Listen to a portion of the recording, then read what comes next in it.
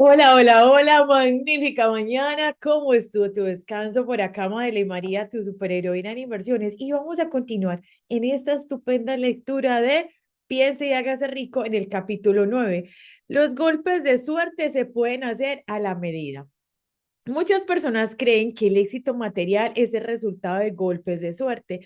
Hay un elemento que puede sostener esta creencia, pero quienes dependen por completo de la suerte casi siempre se verán desilusionados porque pasan por alto otro factor importante que debe hallarse presente antes de que uno pueda estar seguro del éxito. Se trata del conocimiento mediante el que se pueden hacer golpes de suerte a la medida. Durante la depresión, W. C. Fields, el comediante, perdió todo su dinero y se encontró sin ingresos, sin trabajo y habiendo perdido hasta los medios de ganarse la subsistencia diaria. Además, contaba con más de 60 años, edad a la que muchos hombres se consideran viejos. Él estaba tan ansioso por conseguir un regreso a los escenarios que incluso se ofreció a trabajar gratis en un nuevo campo, el cine. Además de todos sus otros problemas, se cayó y se hirió en el cuello. Demasiadas cosas, las suficientes como para abandonar el lugar y dejarlo todo.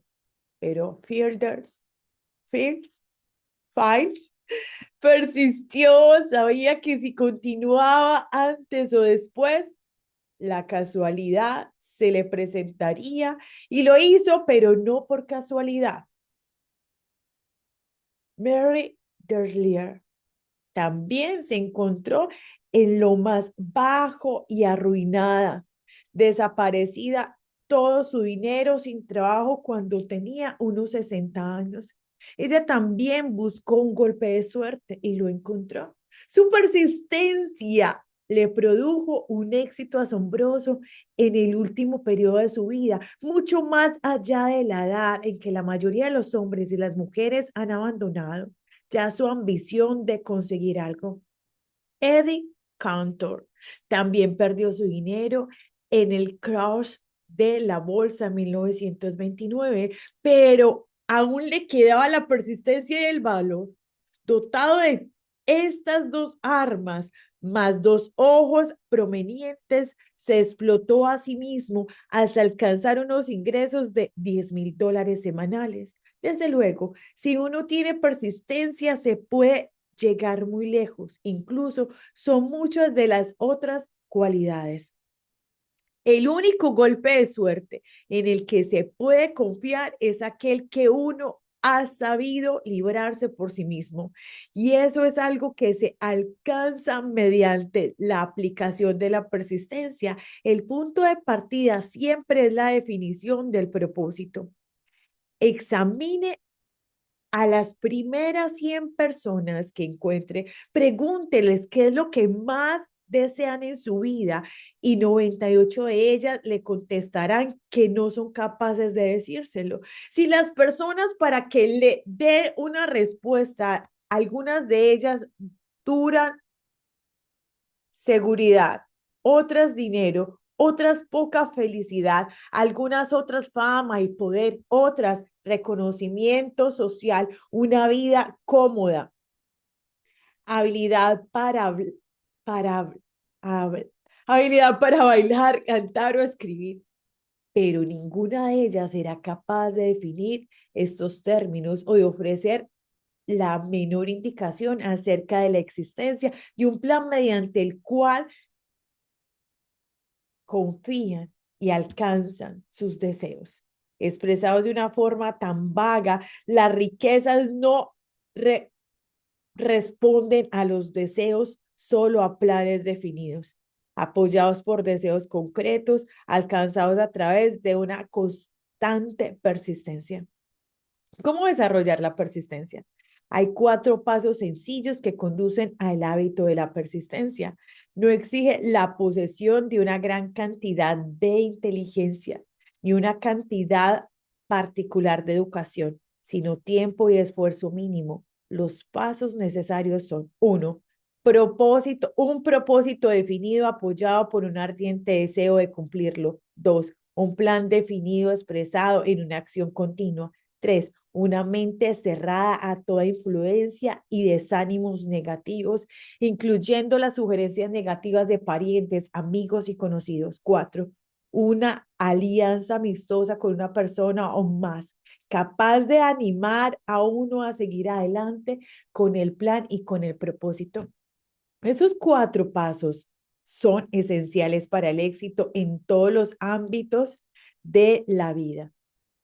Todo el propósito de los 13 principios de la filosofía consciente en permitirle a uno dar esos cuatro pasos de forma que se convierten en un hábito. Son los pasos mediante los que uno puede controlar su propio destino económico. Son los pasos que conducen a la libertad y a la independencia de pensamiento. Son los pasos que conducen al poder, la fama, el reconocimiento mundial. Son los cuatro pasos que garantizan golpes de suerte. Son los cuatro pasos que convierten los sueños en realidad física. Son los cuatro pasos que conducen al dominio del temor, el desánimo y la indiferencia. Hay una magnífica recompensa para todos aquellos que aprenden a dar esos cuatro pasos, y es el privilegio de escribir lo que ha de ser la propia vida y de conseguir que ésta proporcione lo que se le pide. ¿Cómo, cómo convencer? ¿Cómo convencer a tu mente subconsciente de esto? En la parte económica es súper valioso que tengas presente que como licenciada financiera te puedo invitar, mira, tengo un fabuloso libro. Claro que sí, Rescatemos tu futuro financiero, donde te explico bases poderosas financieras, donde tenemos poderoso entrenamiento, cómo tener ventajas sobre los impuestos, cómo empezar a eliminar las deudas, tanto en un pequeño libro tan espectacular que sé que a ti te va a encantar. Contáctame, escríbeme ahí en los comentarios. ¿Quieres acceder al cupo gratis que te puedo dar durante una semana, unas superclases y seguimos venciendo ese hábito de la procrastinación y nos hacemos responsables de nuestras finanzas? Continuemos. Gracias por suscribirte, gracias por darme un like, gracias por activar las notificaciones y la campanita y gracias por estar acá. ¿Cómo vencer las dificultades? ¿Cuál es el poder místico que da a los hombres de persistencia la capacidad para dominar las dificultades? ¿Acaso la cualidad de la persistencia despierta en la mente de uno alguna forma de actividad espiritual, mental o química que le permite el acceso a las fuerzas sobrenaturales?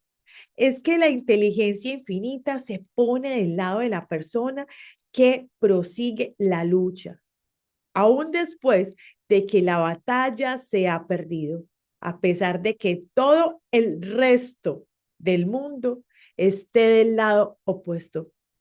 Esas y otras muchas preguntas similares surgen en mi mente a medida que observa a hombres como Henry Ford, que empezando de la nada construyó un imperio industrial de enormes proporciones, contando al principio con poco más que una gran persistencia.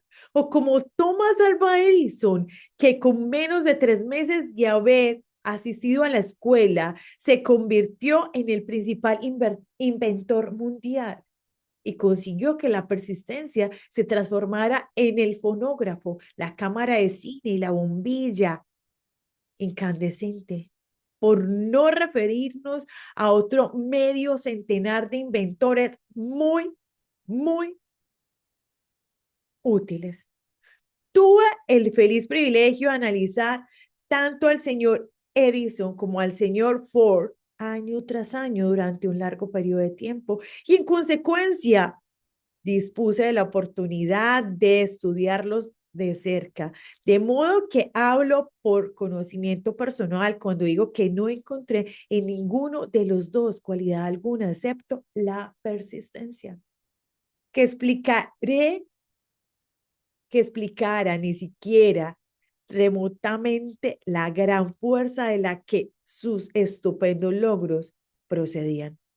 Cuando se lleva a cabo un estudio imparcial de los profetas, los filósofos, los hombres que reducen milagros y los líderes religiosos del pasado se llegan a la inevitable conclusión de que la persistencia, la concentración del esfuerzo, la definición del propósito fueron las grandes fuentes que les permitieron alcanzar sus logros. Consideremos, por ejemplo, la extraña y fascinante historia de Mohammed. Analicemos su vida. Comparémosla con la de los hombres de grandes logros en esta era actual de la industria y las finanzas y observemos que todos ellos tienen un rasgo común destacado, la persistencia. Si está muy interesado en el estudio del extraño poder que proporciona potencia a la persistencia, le da la biografía de Mohammed, de Mahoma, le da la biografía de Mahoma, en especial la escrita por Isa Bid. El siguiente y breve extracto del libro publicado por Thomas Schuck en el Herald Tribune, le ofrece una visión previa de lo que mucho que le espera a quienes se tomen el tiempo de leer la historia completa de uno de los ejemplos más asombrosos del poder de la persistencia conocido por la civilización. El último gran profeta, revisado por Thomas Schuck. Mahoma fue un profeta, pero jamás hizo milagros. No fue un místico, no poseía una educación formal, no inició su misión hasta que cumplió los 40 años, cuando anunció que era el mensajero de Dios, portador de la palabra de la religión verdadera, fue ridiculizado y tachado de lunático. Los niños se burlaban de él y las mujeres le arrojaban basura. Fue desterrado de su ciudad natal, la Meca, y sus seguidores fueron privados de sus bienes materiales y enviados al desierto. Tras él, después de haber predicado durante 10 años, no tenía nada que mostrar excepto destierro, pobreza y ridículo. Sin embargo, antes de que otros 10 años transcurrieran, se había convertido en el dictador de toda Arabia, en gobernante de la Meca y en la cabeza de un nuevo mundo religioso que con el tiempo se extendería hasta el Danubio y los Pirineos antes de agotar el impulso que él le proporcionó. Ese impulso fue de tres clases: el poder de las palabras, la eficacia de la oración y el parentesco del hombre con Dios.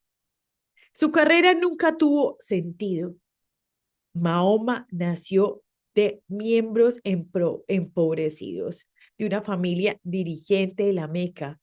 ¿Cómo quería que la Meca era cruce de caminos del mundo, hogar de la piedra mágica llamada La Cava, gran ciudad comercial, centro de las rutas de caravanas y no muy saludables? Los niños eran enviados al desierto a que fueran criados por los bedunios. De ese modo, Mahoma fue alimentado y obtuvo fortaleza y salud de la leche de madres nómadas y experimentadas. Atendió a las ovejas y no tardó en ser contratado por una viuda rica como jefe de sus caravanas.